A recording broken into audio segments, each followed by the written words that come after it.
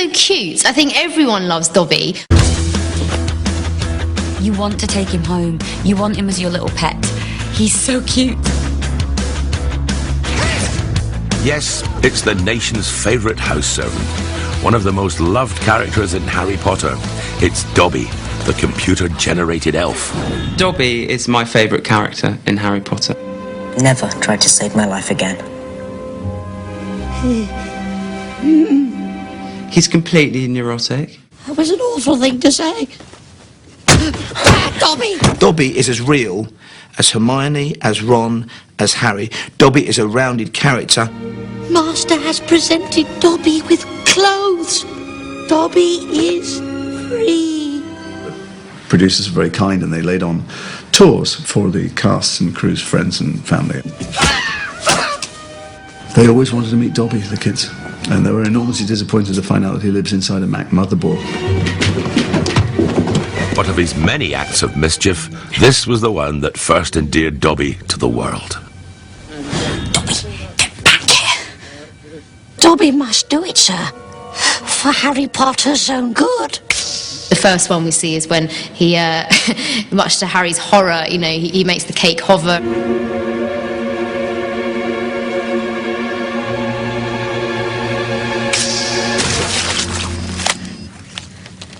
I'm so sorry. It's my nephew. He's very disturbed. We're all sitting there going, come on, in the Dursley's face. Everyone has a favourite Potter scene. But what'll end up becoming the final moment is anyone's guess. Anything from the first movie that has Rupert and Emma and Daniel. Stay tuned.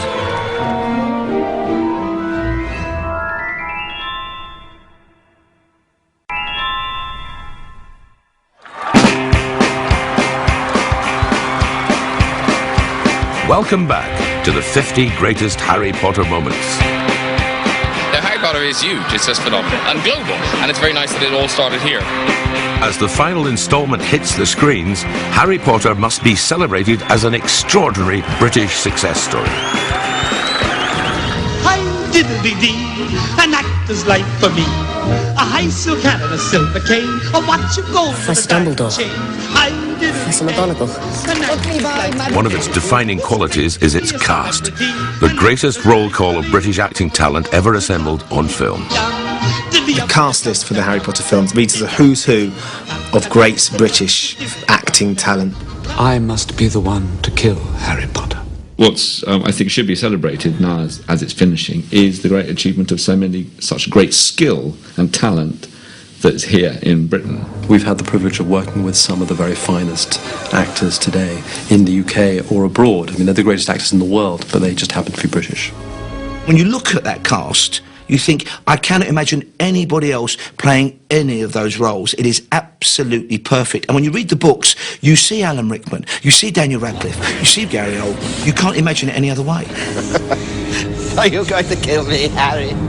One of the reasons I think that all the British actors do so well in this and are so loved around the world is that they're all theatre actors. Barty Crouch, Jr. I'll show you mine if you show me yours. And so they come in boldly. They hit the ground running. They create characters. They don't come as themselves. They're not underplaying anything. You have the grin. The grin? What's the grin? Not the grin, you idiot, the grin. They're just grabbing hold with both hands and creating big moments. Already here, Fudge. Good. I did keep saying, gotta be British, gotta be British, gotta be British. I just felt we've got some of the best actors in the world here.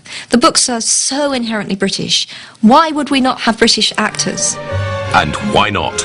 Britain's definitely got talent. Harry Potter. Now, Harry Potter's first dramatic turn towards a dark side began here, when Harry encountered some supernatural fare dodgers. Why are we stopping? Can't be there yet. Dementors, they're prison guards, but they come and suck out the very soul of whoever they fancy. And you know when they arrive, because everything gets a bit chilly. You know, you feel them before you see them. Everything freezes, they drain the life out of everything that they come into contact with. They're not a bogeyman as such, you know, they are about fear. They're about drawing fear out of people. They're a sort of a graphic representation of terror. You never quite know what's under the cloak in either the book or the film. You know there's something horrible under there. You know it's not a ghost. You know it's at least partly physical. You know, but you know it's not human.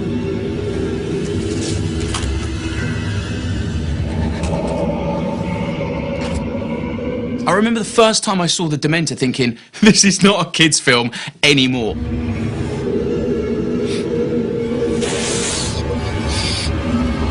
It was terrifying. I remember being in the cinema and the atmosphere was, I mean, you could hear a pin drop.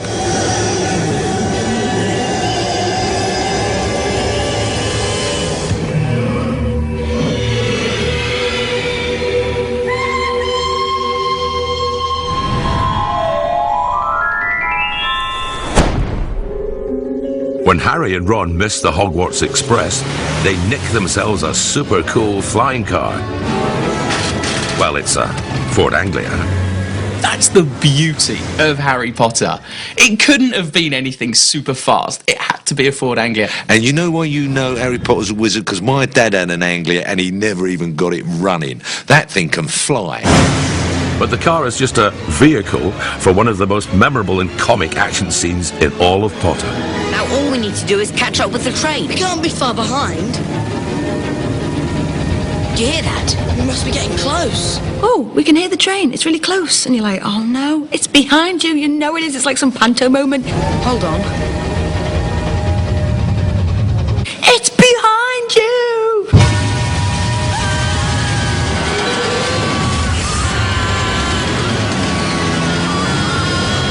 Rupert Grint's face in the car when they're flying along is, you know, some of the great face pulling in the history of cinema.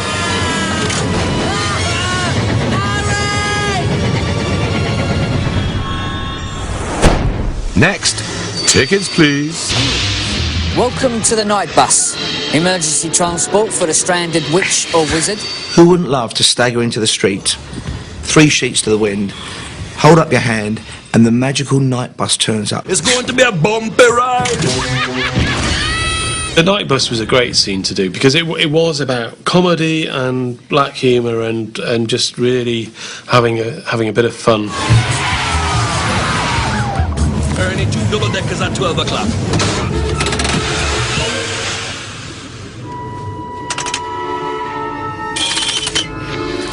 Mind your head. There's sections where we needed to do an animated CG version where we saw it squeeze and get distorted. But an awful lot of it was shot as sped-up live action. The Muggles. Will they see us? Muggles? They don't see nothing, do they? The trick with that was actually having everything drive at half speed. The bus was going as fast as it could, which was about 40 miles an hour. And then we double sped everything. So it made it look like it was whizzing around the streets of London at high speed. Yeah, nearly there, nearly there.